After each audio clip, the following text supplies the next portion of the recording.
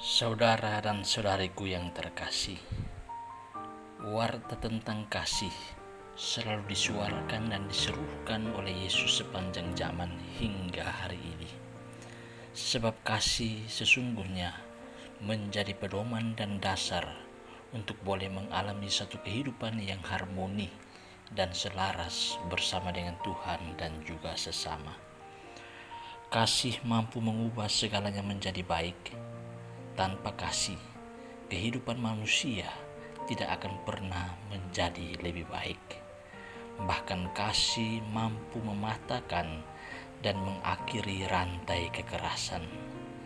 Saudari dan saudaraku yang terkasih, hari ini Yesus mewartakan kasih bahkan di dalam keadaan kita yang saat ini sedang dipenuhi dengan gejolak amarah dan dendam bagi mereka yang menyakiti atau melukai hati kita.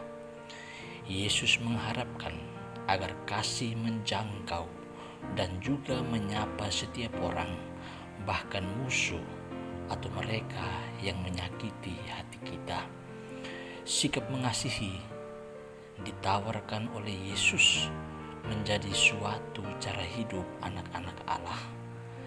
Yesus tidak pernah berkata, "Binasakanlah musuh-musuhmu," karena mereka itu adalah musuh Allah. Sebaliknya ia berkata, "Kasihilah musuhmu, janganlah menghakimi, dan ampunilah mereka."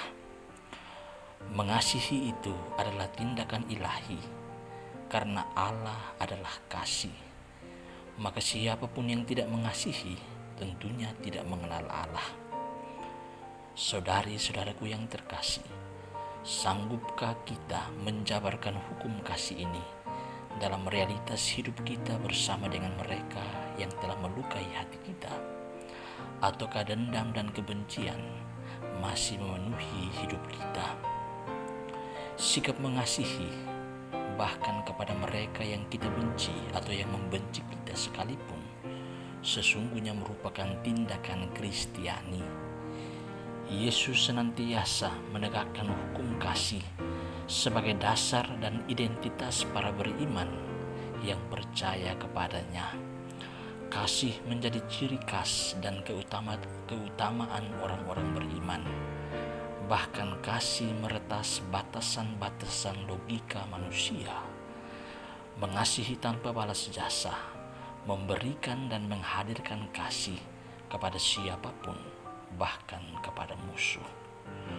Saudari dan saudaraku yang terkasih, kita tahu dari pengalaman hidup kita sehari-hari bahwa kasih itu lebih mudah dikatakan daripada dilakukan.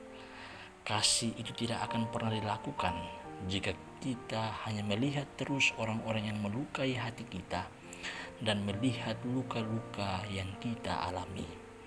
Kita semua pada hari ini diundang untuk melihat diri kita sendiri dan belajar mengolah luka-luka itu sebelum kita mengungkapkan rasa sakit hati itu kepada orang yang melukai hati kita. Kita belajar mengendalikan diri dan berhenti untuk menghakimi atau mengkambing hitamkan orang lain. Sebab selama kita masih melihat orang lain itu sebagai musuh, kita tidak akan pernah dapat mencintai atau mengasihinya. Oleh karena itu, berhentilah memusuhi teman atau musuh supaya kita bisa saling mengasihi satu sama lain. Saudari-saudaraku yang terkasih, tentunya dalam realitas kebersamaan, dalam kehidupan berkomunitas, relasi dan komunikasi bersama dengan yang lain, pasti selalu ada konflik dan masalah, ada gesekan dan juga ada perbedaan pandangan atau pendapat.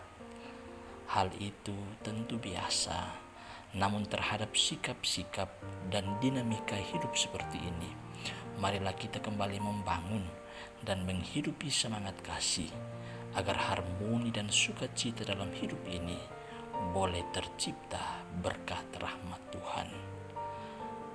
Tuhan memberkati kita sekalian dan Bunda Maria mendoakan kita. Amin.